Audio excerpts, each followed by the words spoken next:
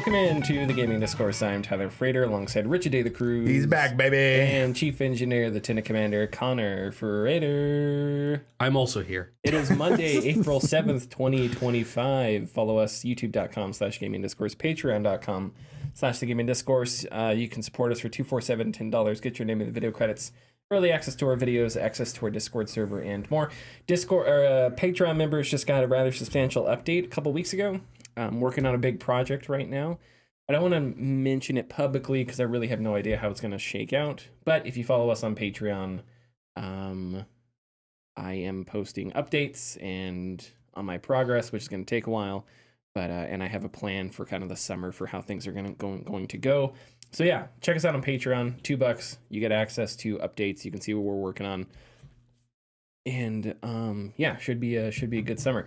Richard, Hey, what's up? you are back. Yeah. And you picked a really boring time because there's like Did no I? news. There's like nothing going Nah, on. that's it. That fucking sucks. So all we're going to talk about today is we'll get into games we've been playing. Mm-hmm. We'll get into Switch 2. I wanted to ask you, because Richard, you work at a used game store. Yeah. And we have I don't know if you know this, but we have a Cheeto in the White House. Mm-hmm.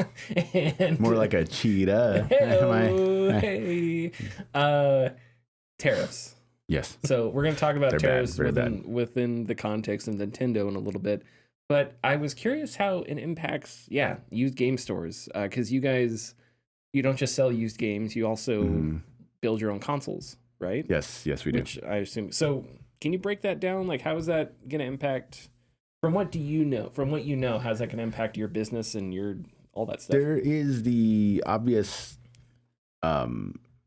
tangible like effect that it'll have on us regarding like the consoles we make. Of course, because we get our boards from China, we get our moldings from China, the controllers, all the accessories we get from China.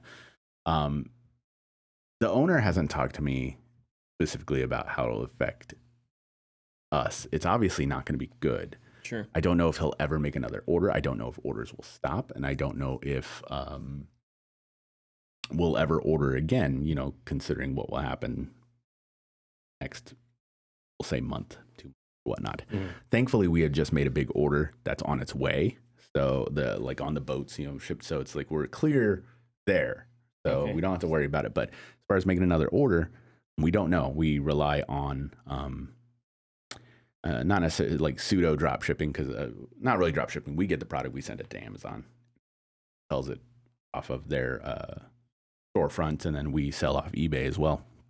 But this will be a big blow because before 2019, I think it was 2019, we were doing very well. I think for console sales on Amazon, I don't know the percentages, but we were making pretty good money. Nintendo and everyone else released the classic consoles. I was told that our sales dropped about 70%. Oh, wow. After that. Yeah. And what happens is a lot of people buy our stuff, but they'll return it because they think it has everything on it, but it doesn't. I foresee that the negative part of it is us not being able to order as frequently as we would like to, because it's going to be way more expensive. The double-edged side to it is that from what I know and like have assumed, in a down economy, people spend more on frivolous things. Yeah. Because they need something to distract themselves. Well, the saying has always been that video games are recession proof. Yes. And, video games and movies. Yeah. Particularly. And obviously, I don't know if you would count COVID as a recession or not. Yeah. I don't know. I'm not an economist. COVID saved my location. Yeah. It did. Because we were quite slow before then, and then we blew up because of COVID. People needed something to do. This is going to happen again, for not good reasons, obviously. But we kind of have this weird position of being worried because a product that we depend on cannot get into the stores. But at the same time, we can prove to be fruitful because we have what people need. Yeah. There's that demand's going to remain there. But even then, there are a lot more negatives coming our way, because you were talking about being interested in the GameCube earlier. Sure. And GameCubes I can get here and there, which is fine. But In GameCube's instance, it was not a big success. I think it sold like 30 million worldwide. Oh, really? Okay. Yeah. And that was an era where people rented games. They didn't buy them. So you have maybe triple, quadruple the amount of people who are aware of these games than even existed out there. Not to mention they were kids when they bought these games. So did they destroy them? Did they sell them off somewhere? Sell them off somewhere? Yeah, they're out of state now. Like people ask if we sell online and we don't, because once something leaves the state, it's gone. That's one less thing I can sell in the state. So there's too many factors to like how this tariff thing will play out. I can say that positively, yes, it'll be fruitful, but on the negative side, like, man, what's it going to cost me to get a replace? What's it going to cost me to buy an bulk order of HDMI cables to sell? Sure. Because all of that stuff comes from China. Like every single freaking thing that we have as a society comes from China or Vietnam or or things are manufactured there, like a Nintendo Switch too. Yes, yeah. So do you guys do any business outside of ordering hardware? Do you guys buy games overseas and have them shipped over at all? No, like not generally. No, just because it's tough to find somebody else who has that type of thing since people do use the sorry, hold on, if we were to buy new games, we would be paying almost full price for them. Sure. So we wouldn't make that back. The enticement is for people to come to our store because we just have a new thing, and that is good, but it's also bad because a lot of disc-based games particularly are, you might know possibly more than I do, but a lot of disc-based games are made in Mexico. I know 360 and Xbox One, if you like on the cellophane wrapping on the back, sometimes you'll see printed made in Mexico and stuff like that. I just assumed, because I don't know why I assumed you would know. I don't. Yeah, well. I'm confused too. I'm confusing what your current job is with other stuff. Anyways, but yeah. So no, we don't. But I imagine that is going to be rough as well. Yeah. Because all those production lines are down there. And I guess because I know like bigger, like Pink Gorilla Games, right? I think because they sell like plushies and toys. Yes. Yeah. So I guess anything that ships overseas is going to become more difficult, I guess. Yeah. But I guess what the plus side, what GameStop doesn't have going for it, is that GameStop doesn't have retro games and stuff like that. They have. So there's like a market that like used game stores that I think is important. A market that used game stores fill out, that your GameStops, your Best Buys, your Targets, Walmarts, whatever, those businesses don't operate in that market. Well, I guess actually Best Buy, I think you can trade in game, but you're not buying and selling PS2 games from Best Buy. No. So it's like that market is sort of a blue ocean because there's not a whole lot. And I also think the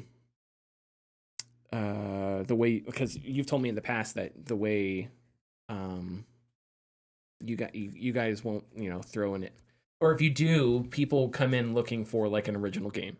They don't want a cartridge with an emulation on it or something like that. Yeah, generally. So there's like and that's its own thing too. Because I did think about this because obviously I know we'll get to the discussion later, but what will happen when people decide, no, I don't want to pay $80 for a game, but I have a huge backlog of games growing up that I never got to that I would like to go get that. Oh yeah, that is a good thought, but that causes issues once again because once a generation stops, like there's no more of that thing. It's gone. So then, there will be this tug of war of people wanting the physical game, which is great. But if you have 5 people wanting one thing that exists, obviously supply and demand, the price is going to shoot up astronomically.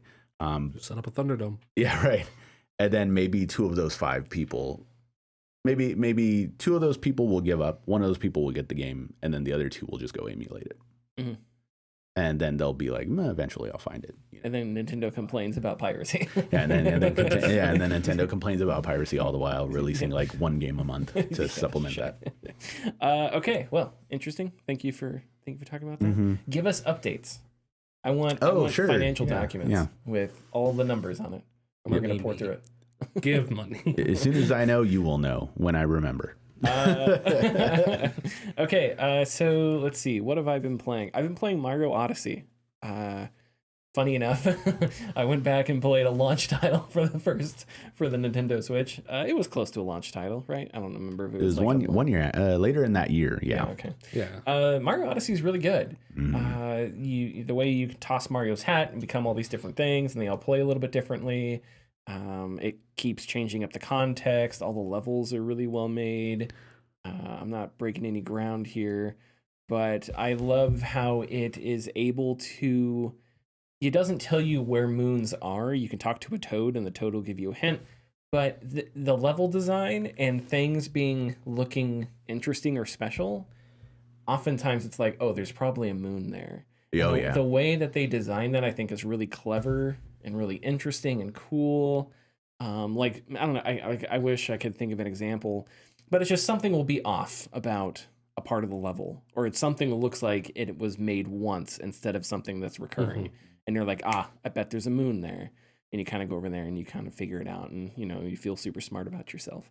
But yeah, after playing Astrobot, I was like, I hadn't played a lot of platformers since I was a kid. And I was like, man, I need to get back into playing platformers because I feel like there's so much that I have missed. There's so much design that I have forgotten about. And it's one of those genres that I think, I don't know, almost like point and click adventure games.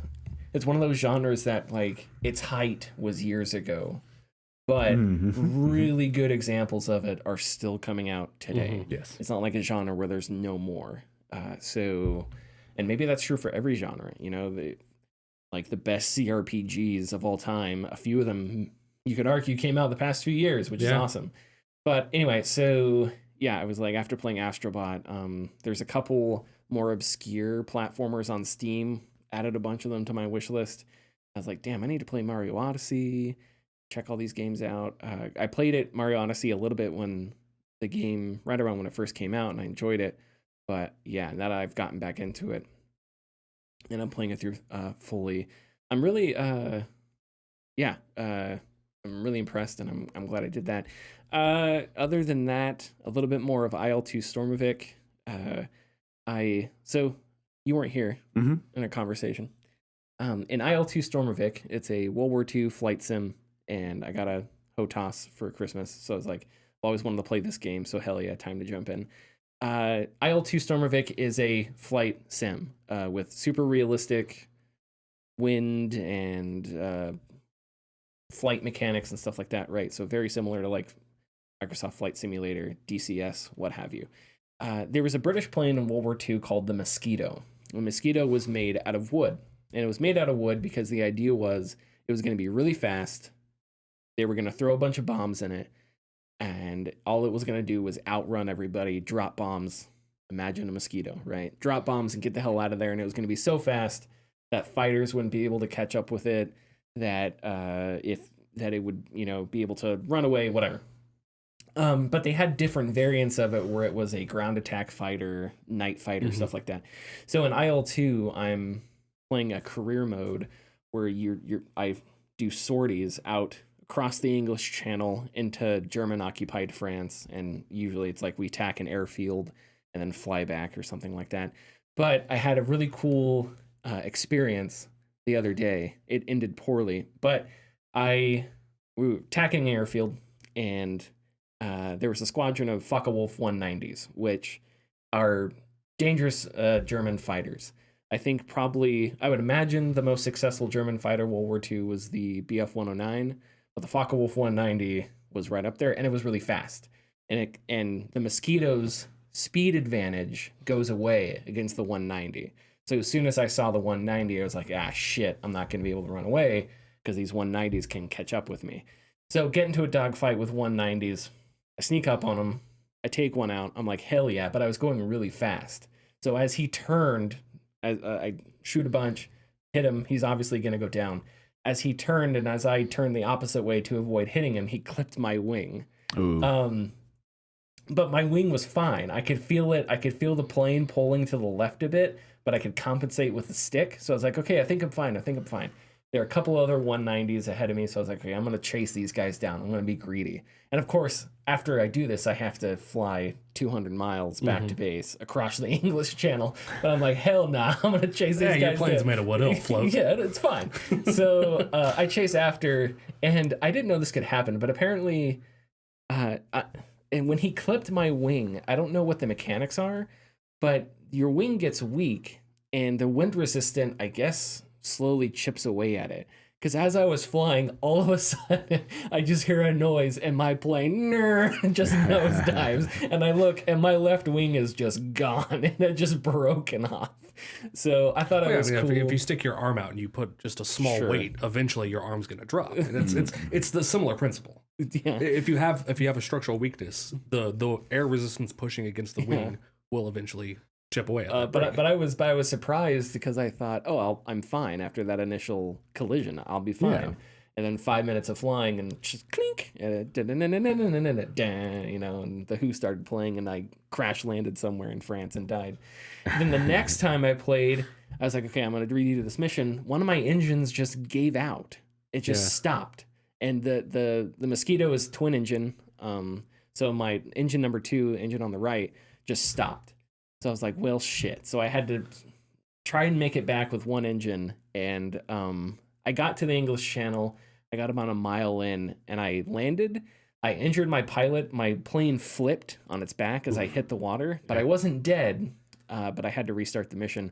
But anyway, as I was flying, I just kept thinking about, if I make it back, I'm going to tell this story like Tom Hanks tells that story in Apollo 13, where he's like, and I just had to follow the algae trail in the ocean.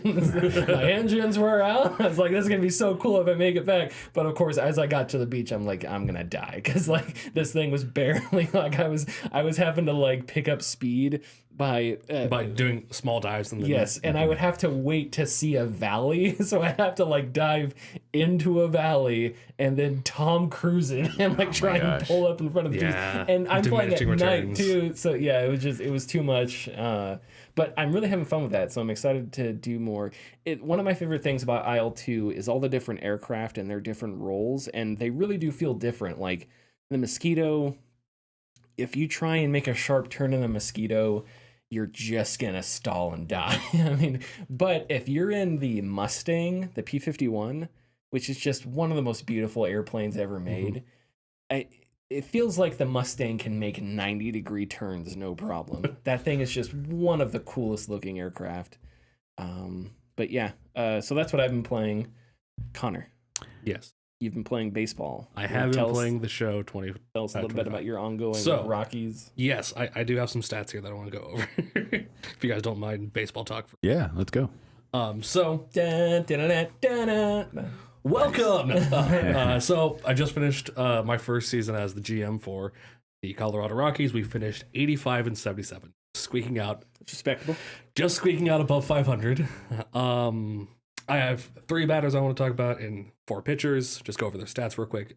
Britton Doyle, who's the center fielder, one of like the star players of the Rockies, hit .251 with 19 home runs, 58 RBIs, 40 base on balls with 150 hits, 137 strikeouts. Wow. Okay. Nice. And then Ezekiel Tovar, shortstop, also one of the like highlight players of the Rockies, batted .264, 16 home runs, 88 RBIs, 27 base on balls, 167 hits, and 130 strikeouts. I'm sensing a theme. And then I held off taking him out of free agency until like middle to late May because I was like, I don't want to just do what I did with the Sox, but I had to pick up JD Martinez.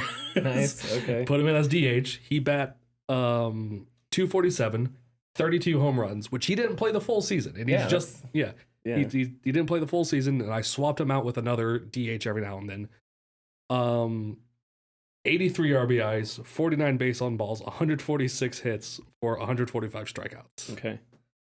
And that's his strikeouts in that time are just as impressive as the home runs. Yes. If he was only playing with you up to right after the trade deadline or whatever. Well, no, I picked him up towards the end of May. Oh, okay.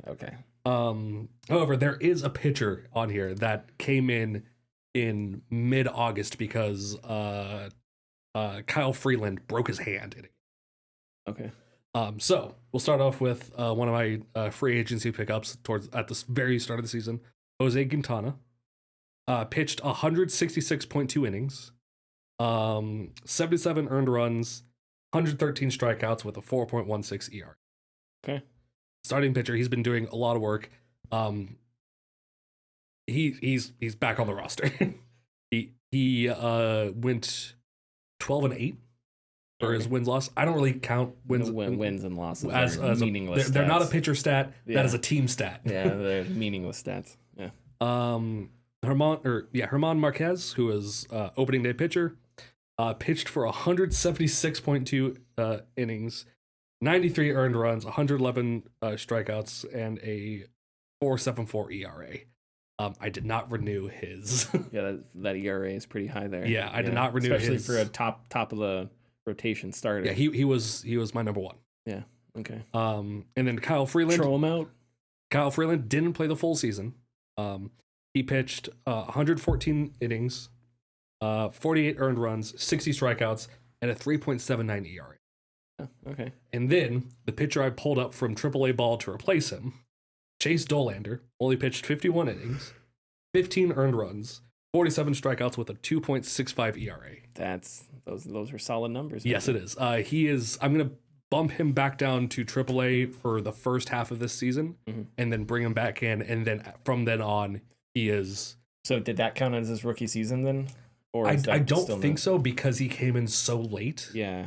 I forget what the requirements are for it to count as a rookie season.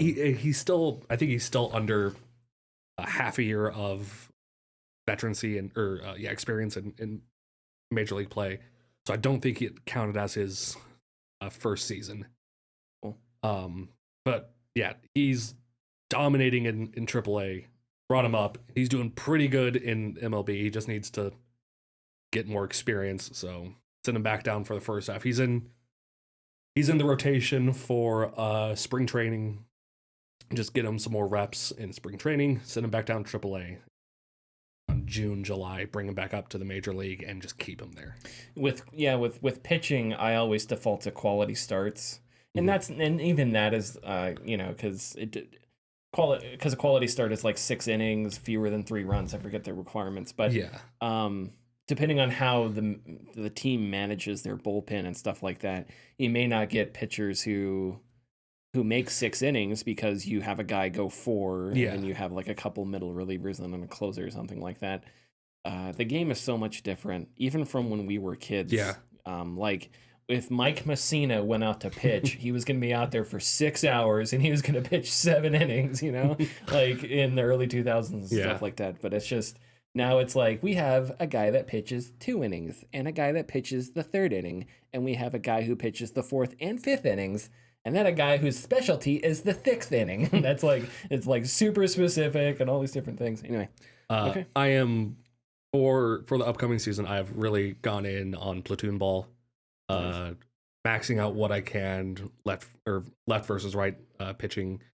I fell into a rut towards the latter half of the season because everyone got injured. I had a pitcher, Kyle Freeland, broke his hand. Connor Joe dislocated his ankle. I had everyone going down in injuries, and I was just running out of people to put in the game. Last year, I saw Connor Joe play in Arizona. Oh, nice. He was a leadoff for the Rockies, and I think I saw him hit a double. I think I remember him having a pretty decent game. Anyway, all right. Yeah. Good luck. Thank you. Richard, you've been off. If you say you've been playing nothing, no. I know you've been moving. So no, I am gonna say, what is a video game? Oh, interesting. So you haven't been playing? No, I haven't. I still haven't had time. Ask me next week. I swear. What am I here for? What are we talking about? Okay. Sorry. I was trying to think of how I could like workshop that into the Shakespeare quote about like a name of a rose. I could have gone the low hanging fruit route and like finished like the Castlevania reference, but I wasn't going to.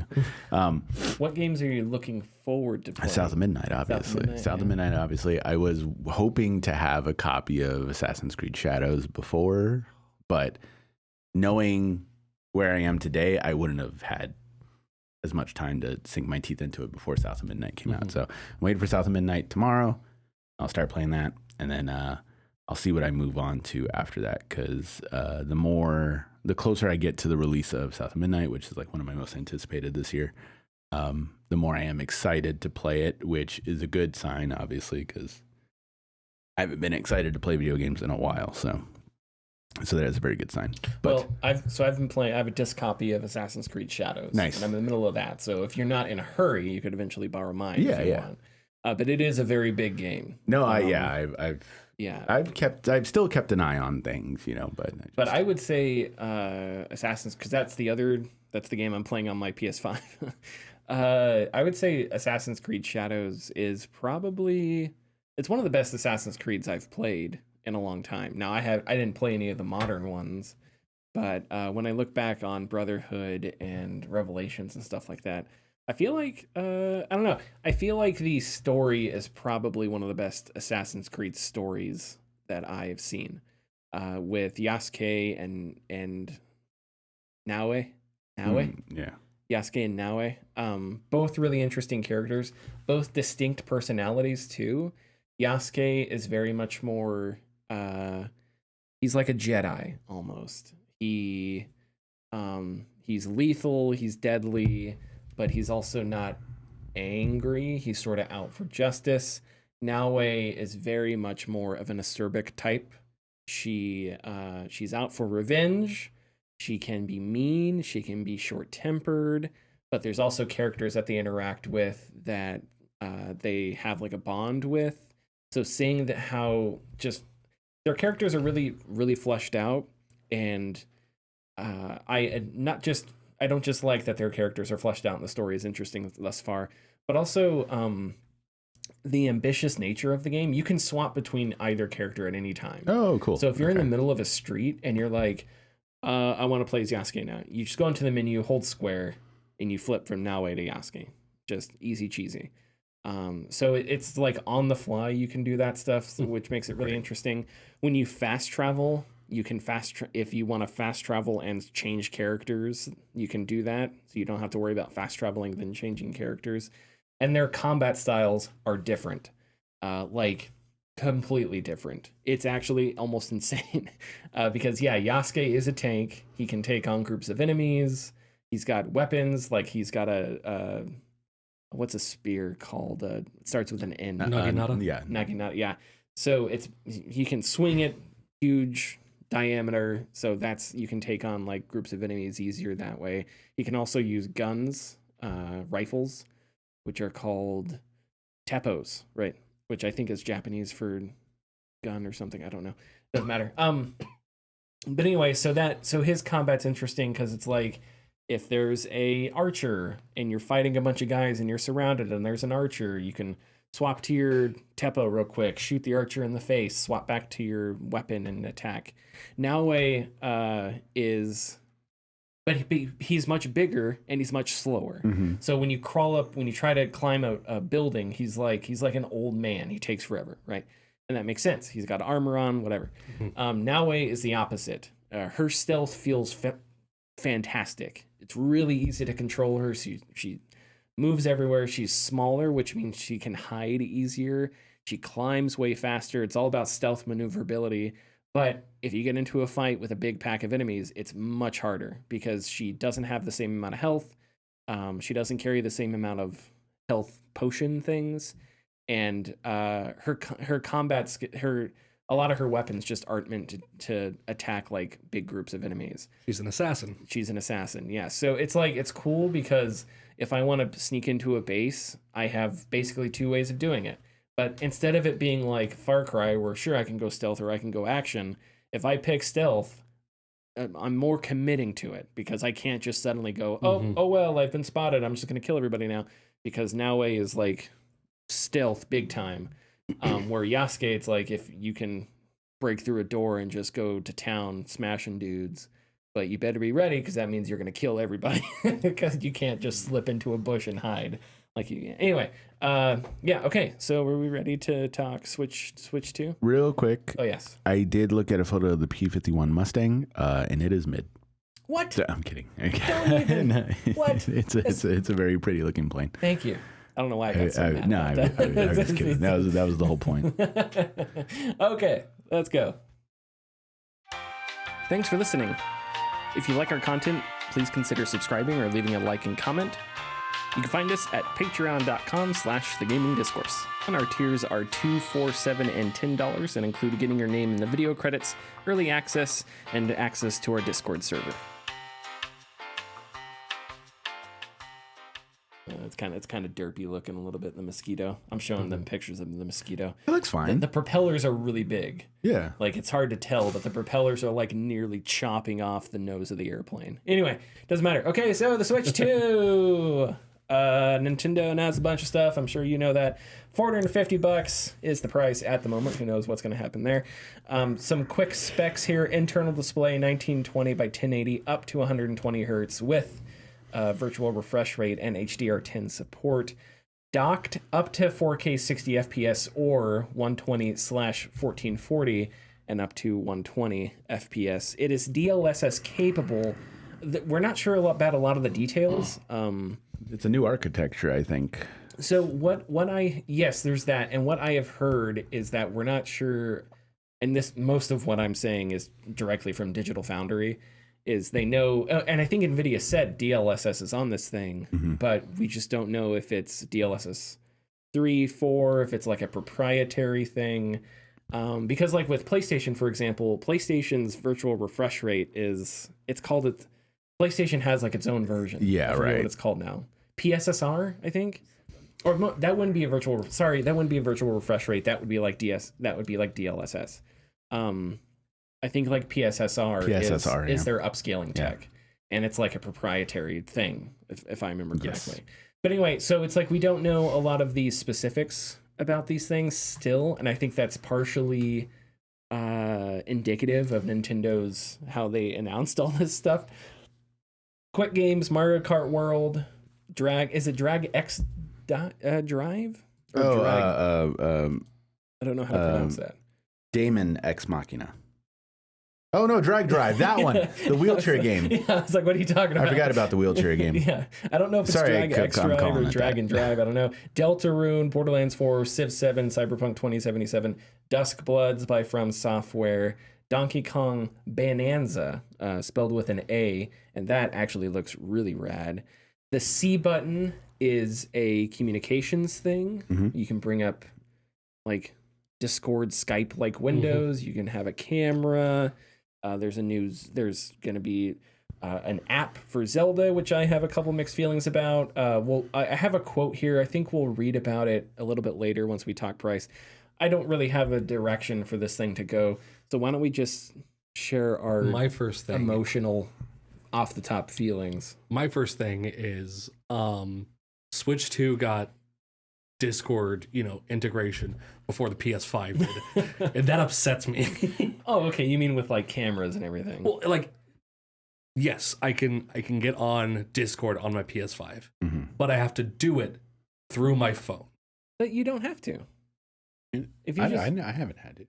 No, if you just bring up the chat at the bottom and you you link your PlayStation account to your Discord account, it'll show the chats there like PlayStation chats, and you can it'll show you the servers there. You can't type. You don't see any of that. Okay, that I haven't used Discord in a minute. Yeah, sure. Because of the hassle it was to use Discord on PlayStation 5. It's much easier now, and I don't blame you for getting tired of it and never using it again. I freaked out because I played like a couple months ago. I played Tekken with some coworkers, and they're always hanging out on Discord. I'm not, but when they sent me a chat, it was like Discord chat, like on my PlayStation. And I was like, what? Because I don't use Discord, and I forget I have it linked, and so I was like, oh, okay. So yeah, I think it's it. But of course, it's just the voice side of the service. You don't see the text or anything like that. That's what you need. Okay, so Richard, what was your sort of initial? I don't know, your initial takeaway. I had a lot of ups and downs watching the direct. Of course, we all watch for the games. Sure. Obviously interested in the system. There are things about the system that I think are really cool. I'm uncertain about like the mouse functionality on the Joy-Cons. Me too. Because I don't I haven't fleshed out my thoughts about that. I'm just uncertain. I would just play my PC. See, okay, so let's. It's kind of what I get. No, I agree with you. I think, and maybe I'm wrong. I'm not good at predicting these things. Right. But I see that feature as a feature that I'm sure the Drag X Drive is going to be cool.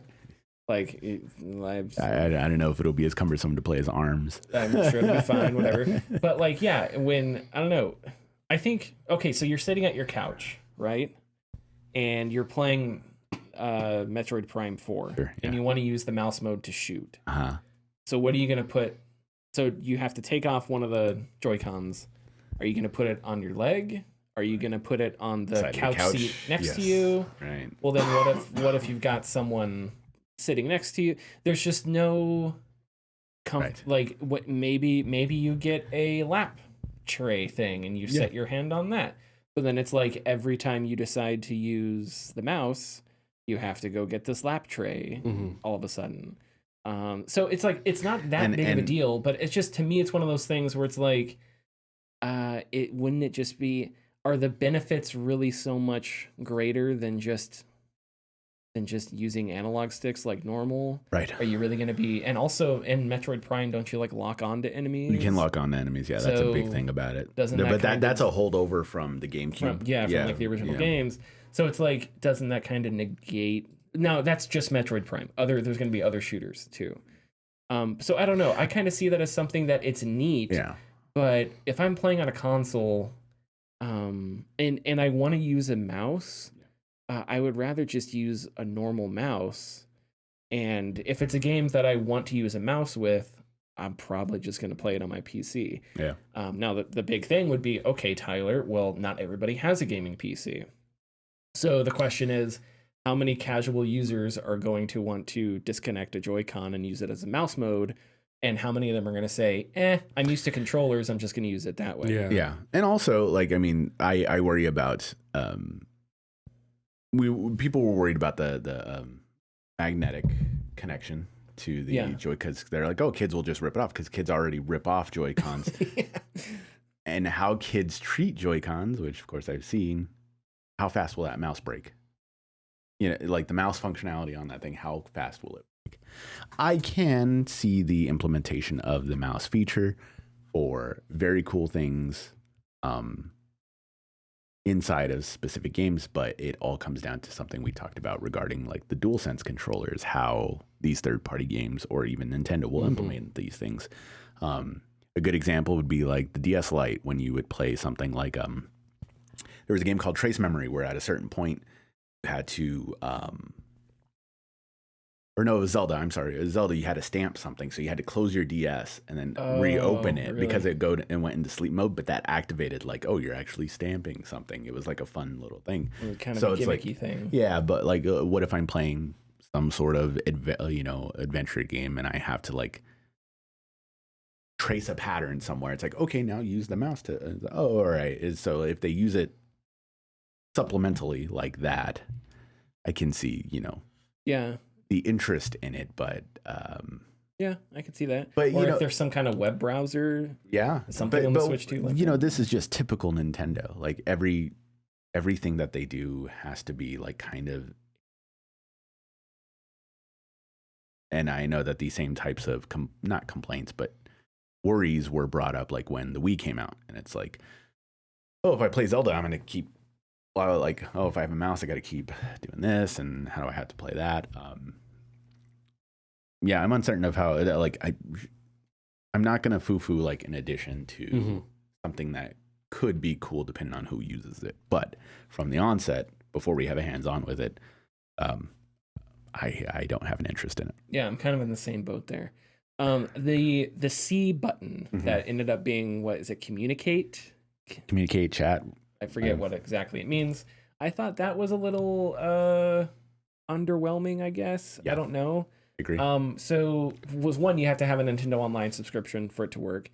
Nintendo Online subscriptions aren't that expensive, but still, it means you have to be paying for another service for this whole new feature to be something. You have to be playing online with other people. So I don't know. To me, Nintendo has never been a brand associated with like robust online communities.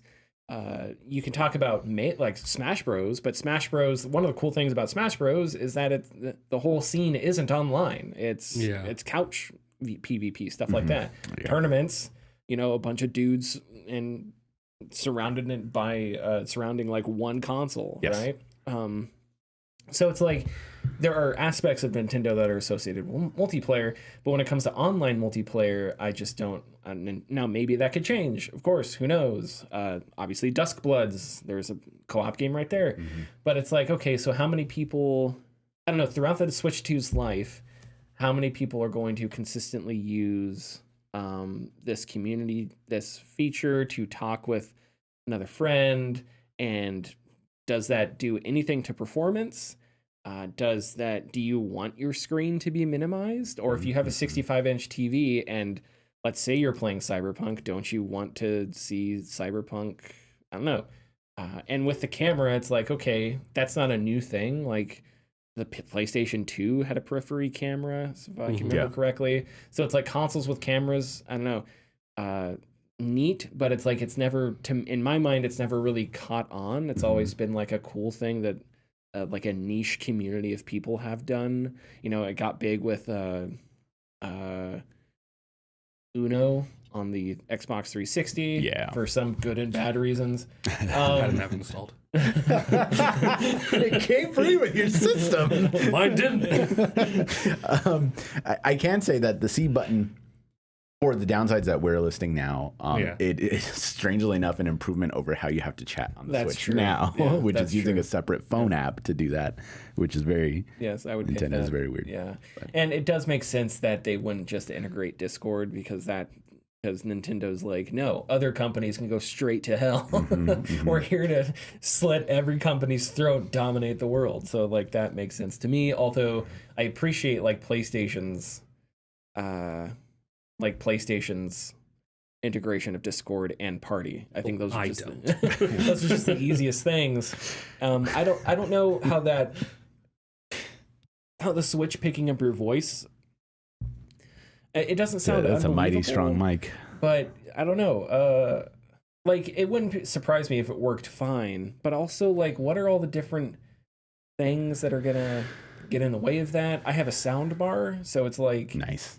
I'm sure it can cut out sounds, but what if there's a literal sound bar a foot away from a Switch 2? Is it going to pick anything like that up?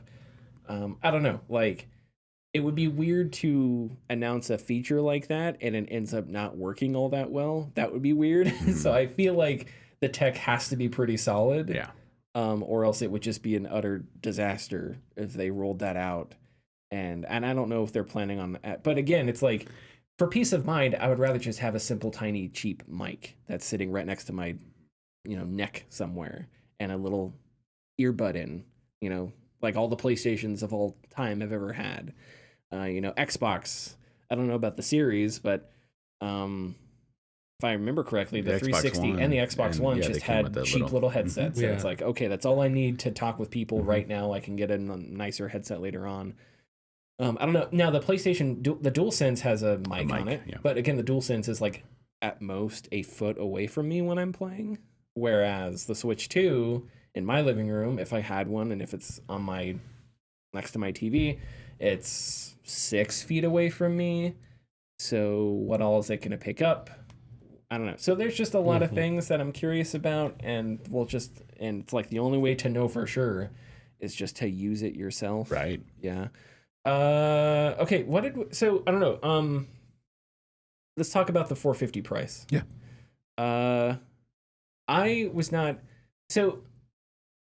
I'm under the impression, again, thanks to Digital Foundry, that Digital Foundry compared the Switch 2, they said roughly it's the equivalent of like a PlayStation 4, and there's going to be some visuals that are better or worse depending on a few things, but they said roughly you're getting sort of a PS4 experience out of this. It doesn't mean across the board, but if we're making a comp, that may be the closest comparison. So it's $450 for something that is a PS4 comp. As far as I know, games slightly better. Like Cyberpunk aren't. Like Cyberpunk, I think runs 40 FPS in docked mode. Yes. So I guess for me, one of the issues with the price is if you're someone who's out looking for a console and you're looking between PlayStation and Nintendo, and you don't care about first party games, what reason do you have for the Switch? Portability? That's Yes. one thing. Yeah. Main thing, probably. Yeah, that would be the main thing. But then the drawback would be the major performance hit there. Yeah. And so what's weird about that to me is I'm fine taking a performance hit if the Switch is going to be sort of the cheaper option, right? And that was the case with the Switch. Is the Switch was sort of the cheaper console of the three major players. It was, so yes. you were kind of knew what you were getting into. Yeah. So the whole thing was, and you could play Witcher on the Switch or whatever, but you knew that going into getting the Switch, it was the less powerful console. So you're not getting the Switch for the visual enhancements. So you're getting it for the portability. You're getting it for the portability. But now the price is comparable to current gen consoles, which means now when you buy it, you're spending as much on it as you are on the consoles that'll get you 4K 60 FPS, or maybe not 4K 60, but at least like upscaled, running perfectly like 60 FPS, right? So those are sort of my issues with the price. I don't, from a like, should it cost $450? I don't know. There's been a lot made about the inflate, like if you adjusted the Switch for inflation, which it comes out to like 400, it comes out to like $395. Well, I just did the OLED Switch, which came up to $415. Yeah. But to me, it's less about, when it comes to the Switch itself, should it cost $450? I don't know. To me, it's more about the market that it puts it in, right? Because now you're at a price point that is competing with the major consoles, which means you are no longer in this area where console and Switch. You're sort of you're no longer in this area, and maybe I'm over exaggerating. Maybe I'm making more of that than is actually a problem. Maybe people will have both anyway. Who knows? But to me, it's like one of the benefits of the Switch was that it really didn't compete with the PlayStation and Xbox. Yes. Because it was cheaper, and so it's like you could have it in addition. Yeah. But now it's just as expensive, which means it's competing. There's my point. Sorry. Okay, you guys go ahead.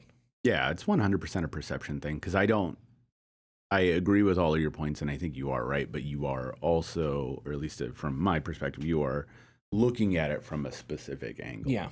To where, despite your points being like, Logical. Very logical. From the other standpoint, it is something that we consistently talk about, and it's the fact that like Nintendo is in its own world, and Nintendo is in its own stratosphere regarding how people view Nintendo. Nintendo has had, by and large, like Disney, a slight wool over people's eyes. Yeah. Yes. And although we can all sit here and just with a checklist name off everything Nintendo does wrong, I think to the average customer, Nintendo quality. Nintendo means safe. It's the same. Yeah, Nintendo, yes, and yes, Nintendo is quality. Like by and large, Nintendo is quality. But yes, I think that if you were to give people these three companies, the average person, I'm not going to talk about gamers here, I think they would all choose Nintendo. Yeah, over than others because it just has. It is now in the zeitgeist of people's memories and their adolescence to just It's the suburban mom console name. Exactly. No, that's a great point. But even I don't know if that's totally fair. You're right, but like I think a lot of people so I listened to a podcast that's about games, media, journalism bullshit. Anyway, it's called the Gaming Discourse. I don't know if you guys have heard of it. No, the past week they did magazines and like newspapers that died over the past 25 years. Yeah. Sure, So they're going through like I don't know, fucking like Ebony, right, which was the Black Culture magazine in the United States. Grantland, right, which was Bill Simmons' thing before he went on to The Ringer. Stuff like that. Anyway, one of the hosts who is in his late 40s, he brought up Nintendo Power. And one of the reasons he brought it up was a lot of people this like forgotten era of gamers who were all like into Nintendo when they were kids, and then they grew up and kind of lost track of video games, right? A lot of those people started playing Nintendo. So when they buy a console today for their kids, what's the first thing that they do? Oh, what's Nintendo doing? Because I played that when I was a kid, right? So a lot of people that have kids today, I feel like our generation, like we started having, like not us, but our generation, we started having kids maybe like 10 years ago, who knows, right? And we grew up playing PlayStation, Xbox. Yeah. But even our generation, gaming was still sort of niche. Back when the N64 was something, the N64 also dominated the market. PlayStation and Xbox weren't around. So it's like those people grew up, had kids. So the thing that they default to is Nintendo, right? So I think Nintendo's brand just has more staying power and cultural sort of... Yeah. Like, and also it helps that Nintendo has a mascot. Xbox has a mascot, sure, with the Master Chief, and PlayStation has famous characters, but none of them are the same sort of safe and strong mascot that Mario is, right? When local news does a... I don't know, has Chris Pratt voiced any of Microsoft or Sony's characters? No, he hasn't. Yeah. So when like local news does a story about like, oh, little Jimmy's playing video games, and it's like, what's the first thing they think of? Mario. Like, that's just the cultural thing that they bring up first. But, and plenty of suburban moms know about video games, okay? Well, okay. This isn't a show for Colin Moriarty, right? We're not a bunch of... Whoa! Okay. I'm calling him out. Just kidding. No, I'm just saying, it's the stereotypical, like, it's the name of generic console. It's... Sure, you're correct. Yeah. Just like Mario is the video game character. Yeah. Sure, yeah. It's a shakeup, and Nintendo in the... when the Wii came out and then the Switch came out, there was consistently a discussion about how Nintendo always wanted to keep every console they released under $300. But, you know, as time goes on, narratives change, economics change, things like that. And I think Switch was the first one that breached that, and I think it was like $350 at launch. I can't remember. I thought it was $300 at launch. 300, it might have been $300 at launch. Yeah, the OLED. I'm thinking OLED, yeah. And so we're kind of at that, like... threshold. But the thing was, the Switch still in 2017 was seen as weak. Yeah. And I've said it before on this podcast, Nintendo is the king of good enough. And I think this time around, to go back a little further, around the GameCube era, Nintendo was very strict on third parties, because third parties left to go to PlayStation and whatnot because it was cheaper and all that. And Nintendo wasn't getting enough third party support. So what happened was, in the Wii, they were just like, yeah, whoever wants to make a game, just whatever, come on. And then that's where all the shovelware came. And there was a big boom, even from AAA companies. Right, yes. But what happened was, obviously, Wii Sports helped, and just became a family console. Everyone making hand over fist money, just like in the NES days. Switch comes out, same deal. Anyone can make money, but now, or anyone can make a game on your console, but now there's even more money, because the attraction of having a Nintendo thing on the go that had fully 3D Zelda, fully 3D Mario Kart, whatnot, is enticing. And I think that they have gone so far with those two aspects, being the affordable console and being a good enough console, that now, and this is something, a point I wanted to make, 3 gentlemen who were, I don't know their names, I'll learn them one day, but the 3 gentlemen who have created the Switch 2 are all young. Not Miyamoto anymore. It's not the old guard of Nintendo. It's the young guys. The 3 guys that presented it? Yes, that presented it. Yes, because I think they were the behind the... Yeah, they were all... They looked like they could be 40s, 50s, right? I think they mentioned when they started the thing, they're like, yeah, we're the developers of the Switch 2, or the producer or whatever. We're at the point now where the younger guys in Nintendo are now starting to kind of take over. And now the... outlook has kind of changed. They still want the fun that comes from Nintendo. Obviously, Donkey Kong looks awesome. Incredible. It looks awesome. And I'm so happy he's getting another game. Mario Kart 8, the trailer they revealed, I was like, okay, this looks good. But the more I hear about it, the more I'm kind of like, no, this is quite ambitious for a Mario Kart game. Oh, you mean Mario Kart World? Yeah, Mario Kart World. Yeah, 9 basically. Yeah, but compared to every other Mario Kart they've released, way more ambitious because it's all young guys now. So, sorry, to get to the point, I think the young guys have now pushed for have a little more power. And That's interesting. Despite it being as a little more powerful than a PS4, you got to admit, having the power of a PS4, a Ghost of Tsushima, like Last of Us 2, like in your hands, handheld, portable, that to me, that's astronomical. And the system is already more powerful than a Steam Deck, which I know the popular discussion right now is just buy a Steam Deck. It's $100 cheaper. It's like, no, you don't understand. For $100 more, you're going to get Cyberpunk running just fine on your handheld.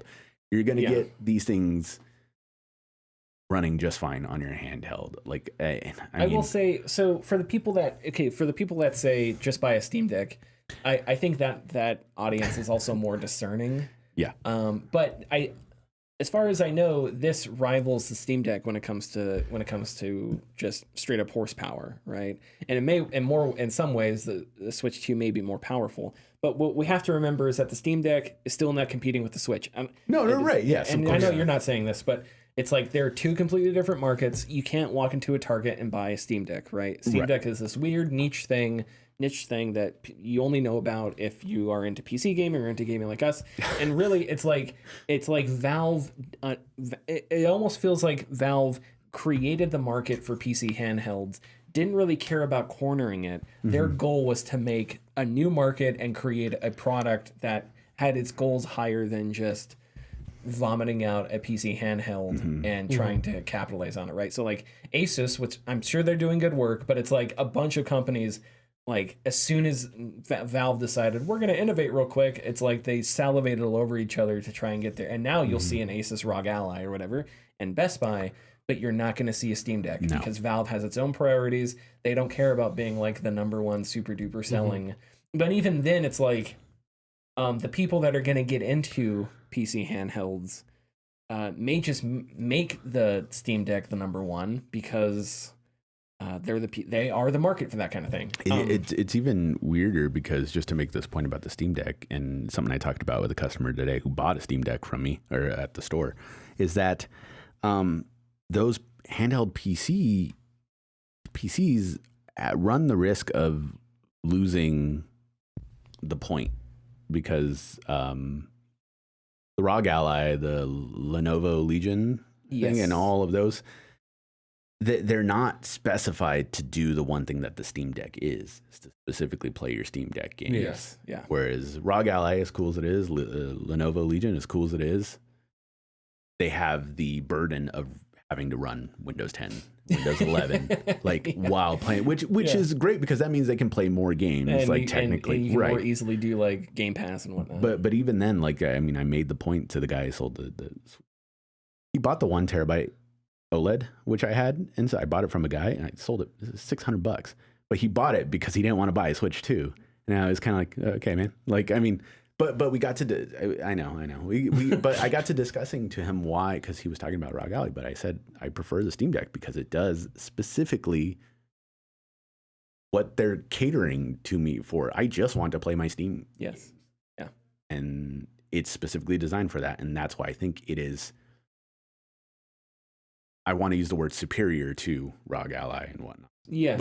But I think it's not just horsepower wise, no, obviously not, but I agree its with focus. You. Yes, it has focus and it has a company behind it that it's not going to give up on it if the share price drops or if a shareholder isn't impressed with it, right? Right. Yeah. Because again, Valve's, I think, ideology with the Steam Deck is not just about creating a market for something.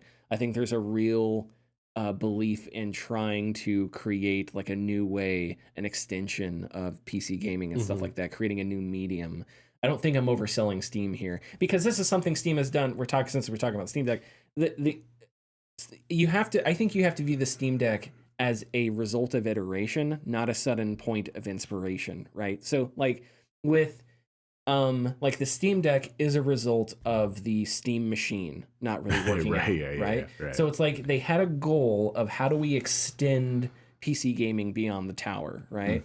And for years, they tried different things that kind of worked or didn't work, streaming, right? Yeah. And they eventually culminated in, bam, Steam Deck, Yeah. right? And It evolved into Steam Deck. Yes. So instead of it being, so it's like blah, blah, blah, Thomas Edison, a bunch of ways not to invent a light bulb. It's like they invented a bunch of ways not to do the thing they did, and eventually the Steam Deck, right? And it worked for them because, you know, I'm sitting here 2 days ago like, oh, South of Midnight comes out in a couple days. I'll get it on my Xbox, and then I check it out on Steam, and it's like you see that green check mark, and it was like, oh, yeah, boom, boom, Yeah, yeah. And because it's it's just. Now, what I will say about quality thing, I guess. what I will say about the just buy a Steam Deck crowd, I don't think they're totally crazy. No. Because I think people like us, let's say like Connor, right? Because Connor, you don't have a Steam Deck, you would like to get one. You don't have a Switch 2, you're not going to get one. You have to go to Canada. You have to go to Canada to get healthcare and a Switch 2. And honestly, a Switch 2 is the more important thing in that. But so I don't know. From my perspective, Connor, the Steam Deck would be, unless you're a really big Nintendo fan, the Steam Deck's going to be the better bet for you, because all those games on Steam, and that Steam integration, right? And it's going to be cheaper than the Switch 2, right?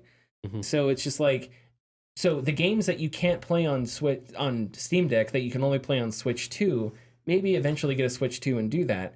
But all the other small games, like like South of, well, you can't get that on Switch 2. But smaller games, like I'm trying to think like Balatro or Vampire Survivors or any of those, games that are really portable friendly. Those are going to work just as fine on the Steam Deck. Mm-hmm. So to me, it's like the smarter choice if you wanted a portable gaming machine would be the Steam Deck. Now, if the Switch 2's price were lower, maybe that would complicate the discussion.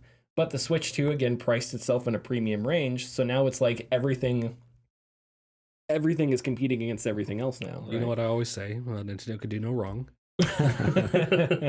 You do always say that. Never. Exactly. No, but you're right.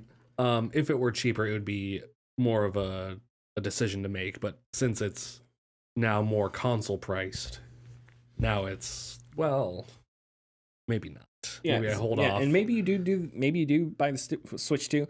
I just think there's a market of like thousands of Connors out there who have to make that decision. Mm-hmm. And I think the Switch 2's price at $450, right or wrong, whatever, is going to make that decision a little easier. Because of all the benefits you get with the Steam Deck, right? But again, that market is very small because the Steam Deck, to the vast majority of human beings, does not exist because they have no idea what it is. And that's fine because Valve never wanted to sell it to create a massive $40 million unit selling market or anything like that. Okay, so now let's get to the price that I have a little less of like a milquetoast take on. The games, right? So, and this is where I'm going to read this this quote here. So, Switch 2 is going to have variable pricing, it sounds like. I think Doug Bowser actually said that, variable pricing. I don't have the numbers in front of me, so off the top of my head, if I get any of this wrong, tell me. But Mario Kart World is going to be $80. And then I kept seeing that some physical games were going to be $90, but I didn't see. No, that was a misinformation. Okay, I didn't see which games were said $90, so I was confused. The first one was supposedly Mario Kart World, but that was because people were seeing different regions. Like sure. Okay. Yeah. So, yeah. But the highest price I have seen for a physical game is $80. Yes. Maybe I'm missing something. That is only for Mario Kart World. Yeah, and like I don't think Bonanza. Bonanza is 70. But I think, I think the digital one is, but I haven't seen the physical one. Like there are some cases where they haven't announced prices and weird. I may be wrong about all this. I don't know. But the point I'm trying to make here is, I think, the point I'm trying to make here is, I think the highest price for any game is $80 at the moment. Yeah. But I obviously I think that Mario Kart World is not going to be the only $80 game that Nintendo sells or tries to sell unless something goes completely bonkers wrong. Okay, so I wanted to read this. This is Nintendo of America Vice President of Product and Player Experience, Bill Trinan, was asked by IGN about game prices. And this is what he said, quote, "What I would say is that we just look at each individual game and we look at the content and the value of that game. And then we say, what is the right price for the value of this entertainment? But I think overall, our general approach is really Just focus on what's the content, what's the value, and what's an appropriate price based on that. Obviously, the cost of everything goes up over time, but I think anytime you're building a new system that's got new features and new tech, there's costs associated with that. So again, we look at what is the experience on Nintendo Switch? What's the experience on Switch 2? What are the new features that it offers? And certainly there's the cost of goods and things that factor into that, but we try to find the right appropriate price for a product based on that. So a very like wishy-washy game should cost what the market could bear bullshit like that, which I'm not a fan of. Okay. Well, let me just say this. What do we think about the $80 price tag? I don't like it for various reasons. But hey, if you want to punch me in the face, you can punch me in the face and it's fine. What do you guys think? Punch you in the face. Connor loves the $80 price tag. No, just kidding. I'm not surprised by it. Again, I said this in the group chat. I'm more surprised that that game prices stayed stagnant for so long. The problem is wages not going up. Yeah, It's a different issue. We're going to talk economics. Right. Okay, Nintendo, let's talk economics. But plus, with it only being, Mario Kart World being $80, the rest being marked at $70. And I did find information about physical prices. It's outside the US where they have a difference between digital and physical pricing. okay, yeah. A lot of this information. That was another thing about the whole Switch announcement. Very bungled. It's very bad. There's so much information that has had to been like collected from different sources and interviews and stuff like that. We should have said this off the top. They didn't talk about the price in the stream. The Mario Kart World price wasn't out. You found it on the website. It wasn't even in like the announcement stream. So yeah, all that was annoying. But sorry. Well, I think it's just one of those like tough pills to swallow, and I really don't think it's Nintendo doing the whole what people are assuming they're doing is like let's try 80. You know, I don't think it's them doing that. Because the last game they reached up to 70, and it was their only game that was 70 was Tears of the Kingdom, and I enjoy the game. I can understand why they would price it at 70 because it's essentially double the size of Breath of the Wild. And Breath of the Wild was a huge game, but it's not really. It's reused assets, whatnot. Yeah. But it doesn't matter at the end of the day because sold like crazy. Yeah. And God, too many points to want to get to because then we can look at something like Fortnite and something like Genshin Impact, Honkai Star, all these free-to-play games. Fortnite and Roblox being like the two biggest ones. It's like, yes, a free-to-play game who people are probably dropping $100 to $500 a month on every. But it's not a problem because the game is free. Yeah. You know, but the damn word perception is with Mario Kart, like I mentioned before, I have the things I see in it so far until the next direct comes out make me impressed that there's so much difference between the other Mario Kart worlds, but how much of the stuff in that game is going to warrant the $80 price point? I think it will because once again, it's a 13-year-old game that people are still playing, Mario Kart 8 specifically, and sold over 50 million copies on Switch alone. But then people who paid 80 are going to be like, well, if I pay 80, I better get the DLC for free. And I know that's not going to happen. Like if there is DLC, who knows? Mm-hmm.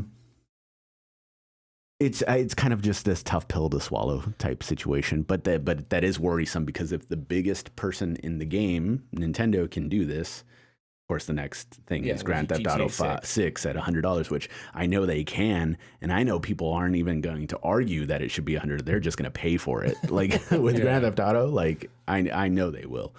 I think a lot of the $80 outrage does stem from it being Nintendo. They're like, it's a Nintendo game; it shouldn't cost $80. I think I disagree with that. So I don't. Well, I'm not saying it's the reason. I'm just saying.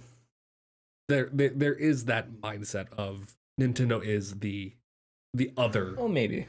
And the other console shouldn't be like the console plus Switch like situation. The Switch shouldn't be this demanding. Like it's the other thing you get for small games and like Nintendo games. Right. Yeah, there may be partially a thought process. To quick like that. interject in there, it is like, and it is very interesting that they would, yes, $450 for the Switch too, but you shell out the extra $50, you get Mario Kart World with it, so you save $30. Mm-hmm. So then you ask yourself, well, then should it really be $80? Because you're just gonna hit $50. So yeah, so I don't like the $80 price point, just because I don't know. I think games should be priced based on what they need to do to make a sustainable business, not this amorphous what the market can bear bullshit. I don't want to hear it. They did not increase the price from 60 to 70 for Tears of the Kingdom because it's a full game and blah blah. They did it because they knew they could jack up the price. Other companies had already done it. They could jack up the price, and all of a sudden, all these copies that they've sold and made pre-orders on and everything are going to cost $10 more or whatever, and it's going to be great. And they could increase money just like that, and they did it, and it was fine. And I think that's actually one of the controversies of the last generation that didn't get a whole lot of coverage, because then 15 minutes later, Tears of the Kingdom came out, and it was really good. But I don't. So it's like, all right, if we want to have this argument about that, in this Bill Trinan's opinion, that the game has a value of $70 or $80, and it's like, okay, I don't know. To me, Tears of the Kingdom and Breath of the Wild are good games, but I mean, they don't have any voice acting. They have very little voice acting in them. Their story is mostly like shown. So it's like, okay, are you going to tell me that fucking the next Ghost of Tsushima or Assassin's Creed, those need to be like $150 because they have hours and hours of... So it's like you get into this weird value discussion. Yeah, which I'm not a fan of either. Because executives will always argue. If Grand Theft Auto 6 sucks and is a horrible video game, Strauss Zelnick will argue, well, it's a premium product, because that's just their job. Mm-hmm. Their job isn't to be honest about art. Their job is just to make a line go up, right? Mm-hmm. Yeah. So it's like, I can't take this guy seriously because I don't trust his judgment, because he's not coming from a credible position. So now I think the argument of, well, what will the market bear, I really dislike, because I feel like that's not a healthy way to view art. It's not a healthy way to view selling video games. I feel like we should talk about, what are you doing to bring budgets down? If games are getting so expensive that you have to increase prices, can we not decrease the price of games somehow? Can we not, instead of passing the cost on to consumers, can we not do it the opposite direction? Nobody asked Bethesda to make 1,000 billion planets that you could walk on. Nobody asked Bethesda to do that. They went ahead and were ambitious and did that.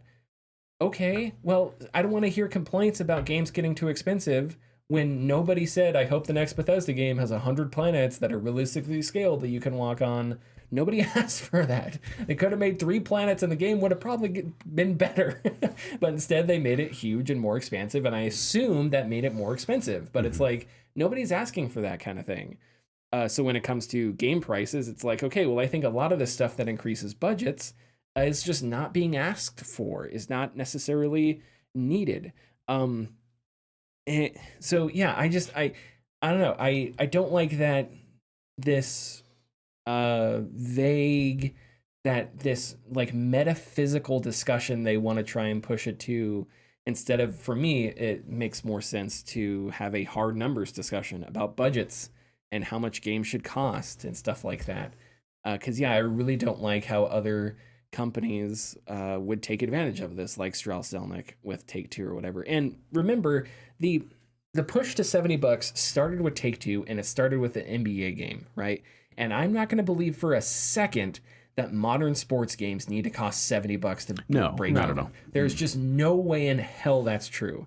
The EA's entire bit, EA doesn't make video games. They make video games on the side, and they make money off of a slot machine. Mm-hmm. That is EA's business, right? So to me, EA FC and Madden could go free to play, and they may make more money, but they don't because they know they have a captured casual audience that's going to pay $70 every year. So I don't want to hear again. So it's like when I'm sorry, I'm going off on a couple different tangents here, but the thing with the game price discussion that always gets me is the arguments for it are one dimensional. It's A, market, whatever the market, can bear, and B, inflation. And there's truth in both of those things. But at the same time, no one is having the discussion of, hey, Strauss, how come you're not making games cheaper? Strauss, how come GTA 6 didn't come out in 2015 instead of 10 years after GTA 5? Like, why can't we do something that, I don't know. I'm just spitballing here. I'm trying to think of more sustainable ways to make video games where, we used to have a sequel. We had Morrowind, Oblivion, Skyrim, all within 10 years. And now we had Skyrim, and it's going to be 20 years until we get the next Elder Scrolls game. Yeah. And is that healthy for the industry to have big sequels like that go so long in between? I don't know. And I understand it's not easy. It's not like Bethesda could have just dropped. I'm just using that as an example. It's the same thing with GTA. And yeah, so it's like, I don't know. I don't like the idea that the people in the industry who value art the least are going to sit there and tell us that the things that they quote unquote make, Strauss-Zelnick has never made a video game, should be sold for so much money. And you know what? If you're gonna do that, ask an executive producer. That's who Mark Dara. That's the guy. Once one of the Dragon Age games is finished, Mark Dara should set the price because he's the actual dude who's in charge of making the thing, not Strauss-Zelnick, who goes around stuffing himself with supplements that increase his fucking, I don't know, his protein intake or something. Like, that's the people that should decide, that I would be more willing to have this conversation with. Sorry. So, I don't know. To me, this is very Nintendo-y, where Nintendo has this, like, family-friendly visage, but underneath they have, like, snipers trained on children all over the country, ready to fire if any of those children break copyright law in any way. Mm-hmm. So it's like the word emulation. They are just as cutthroat as Meta, and they're just as bullshitty as OpenAI and Sam Altman. It's just they have games that people like, and so that gives them like something to hide under. But yeah, so I really dislike that it's $80. And of course the other issue is the viability of this now, right? Because if you are a parent and if your kid has a Switch, then Mario Kart 8 still looks really good. Are you going to tell me that when the next Switch comes out and you see that the next Mario Kart costs $80 and the next Switch costs $450, are you going to say, sorry, little Timmy, but Mario Kart 8 still runs fine on your beat to shit Switch, the Switch that you have now? So I'm not going to get you an $80 game. Like, is that going to happen? I don't know. I think a lot of people are hoping that, I don't know, obviously, I think there are a lot of people that are hoping it doesn't sell well because they don't want this precedent to set. But even if it doesn't sell all that well, I think there are people that are willing to try it anyway. Just like there were people willing to try, bumping things up to 70, and they were largely successful. So I don't know. Sorry, I guess I'm not against price variability. It exists. I mean, look at all the different price points on Steam, right? And if you buy a game for $20, I think in the back of your mind, you kind of know what you're in for, right? If you buy a game for $3, you're like, hey, this is going to be an hour-long horror game. Okay, Yeah. So it's like price variability exists on Steam. Prices vary widely, but we're talking about premium top-shelf games or whatever now. That's a bit of a different context. And if prices keep going up, at some point, the market is going to reach its limit, right? There's just no way, with economic inequality going the way it is, with America going fascist the way that it is, and we may just make video games illegal because, once you turn 18, you have to join the military or whatever. We can make them great again. But like video games, I mean. With economic inequality going the way it is, with stagnant wages and all those things that you could talk about, and Bernie Sanders could come in and go, well, doomed and all that, and it'd be fine. I just don't know, how high can you increase game prices until you reach a threshold where things aren't going to sell, right? And I don't want to live in a future where every year we have $100 game and there's like $100 game that comes out every year. That's just going to be really annoying. And at that point, also, I think you have to factor in when games get that expensive, you'd have to factor that into reviewing games, right? It's close at the $70 mark. I don't like talking about price in games, price in reviews, because I think that's, and it's like, how do you, I don't like talking about, is this worth $60 in my review? Because that's just, again, that's subjective and weird. And if I get a review code, I get it for free. So it's like, I have to think, would I have spent $60 on this? It's like, I don't know. But now if you're spending $80 or $90 or God forbid $100 on a game and you're reviewing that game, I feel like that is so expensive that you kind of have to engage that elephant in the room because it is so much more expensive. So now you have to think, would I have paid $100 for this? And that just sucks when you're reviewing games because that's not the kind of analysis you want to have to do. Anyway, okay. Sorry, rant over. That's all right. You may hate the $80, but wait till you play it. You'd be like, this is $80 worth of fun. Mario Kart 8 Absolute cinema. still runs and looks fantastic. It still does very much so. Well, what really sucks is that particularly the console price for I mean, I'm fine with the console price. I think it's very fair considering what you're getting, but it does suck that a couple of years back Nintendo moved the production line to Vietnam specifically to avoid the tariffs they were anticipating. Yeah. And then Vietnam happens to be the biggest hit with tariffs at 43%. Apparently, I think it was yesterday or 2 days ago, the Vietnam president contacted Trump and was like, how do we get that down to zero? And they made an offer and the White House was like, no. So we're still going to get a 43% bump on that. The United States Switch. is such a... No, one person. I'm sorry. No. The United States. Yeah, all right, we're such a shitty country. We are. It's like for sure. 50 years ago, we bombed the shit out of Vietnam, and now we're like, fuck you. We're going to put tariffs on you now. All these countries... The United States dominates a whole century. It's the American century. We bomb places. We throw coups in places. We do all this horrible shit to other countries. And now it's like we're old and we're angry. We're Kendall Roy. We really don't have like a place. And so we're just going to take it out on the rest of the world. This aimless, we've got all this wealth. We've got all this power, but we somehow feel powerless and poor. And there are powerless and poor people in the United States. But of course, those aren't people in power or being represented by Congress. So what do? We vote for a guy who is going to take us to the promised land or whatever. Of course, half of his body is butter and the other half is fucking Big Macs. So he decides to put tariffs on the world because we're just angry about nothing. So anyway, sorry, another rant done. On a 10% tariff on an uninhabited island. Go. What are the odds? By the way, my prediction is that the Switch 2 is just going to cost $450. And Nintendo will eat the cost. And I'm basing that on absolutely nothing. I can see them doing that. But I'm going to... They obviously, they delayed pre-orders in the US, and I think they're going to wait a bit and go, fuck it. If the popular rumor from the Wii days was that they could, release 3 more consoles and have them all fail and still be perfectly fine, like...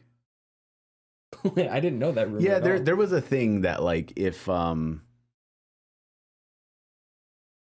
Wii made them so much money that if they failed however many times, like they would be fine. And so I think Nintendo could possibly eat the cost. Guess what? They didn't fail 3 in a row because Wii U gets forgotten about. But then the Switch came out. No, I think that was why that came up, because the Wii U was failing, and then they were like, I see what you mean. Yeah, sure.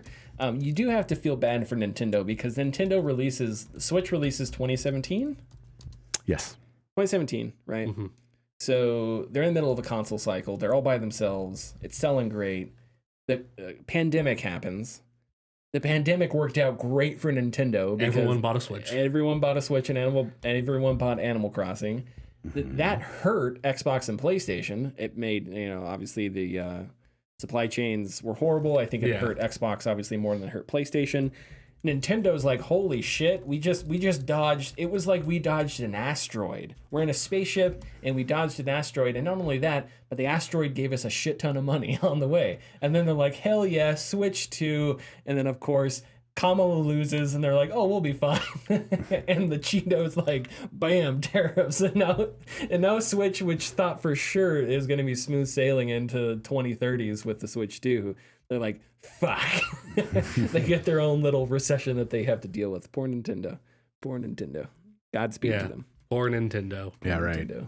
And they're One of the most successful companies in the world. Poor them. Poor them. I feel so bad. I hope they're okay. Okay. Sorry. Anything That's else all right. we want to... I'm saying that ironically. It's too easy to call him a Cheeto. That it's ironic. Yeah. It's obviously a bad insult. I don't know what other insults to use, though. I'm not good at insulting. Dusk Bloods is a great pull for Nintendo. Oh, yeah. As far as game goes, exclusive goes. That did make me a little angry. Sorry. Because it's like, if it's not Bloodborne, Why Bloodborne Bloodborne shaped? Yeah. Like, you could not have made a more deceptive.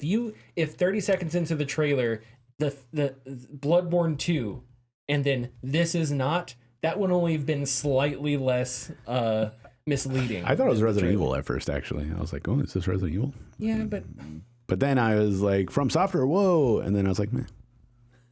you didn't care after that. I'm going to do the same thing I've been doing the last 15 years. Dodge, roll, parry, attack guy, die. Dodge, roll, parry, attack but guy. I felt Drink my so Estus bad. flask. I really could feel an Obi-Wan Kenobi disturbance in the Force. Although 'Cause there were a bunch of people that thought, holy shit, it's Bloodborne 2. No, it's not. Some people thought it was Castlevania too, which was into at first. But there is a guy in the trailer who like had that gold mask and he was kind of like this with the gun on it. He did look like Olrox from Symphony of the Night. Okay. Yeah, but that's basically, I mean, it's clearly a spiritual success. Wow, there's a lot more we could have talked about. Yeah, no, there's We're tons. pushing an hour and a half. Yeah, we're pushing an hour and a half. So we'll end it here. Follow us, youtube.com/gaming discourse, patreon.com/gaming discourse. Maybe we'll do more Nintendo Switch 2 talk next week. Maybe. We'll see. We'll see you next week. Bye.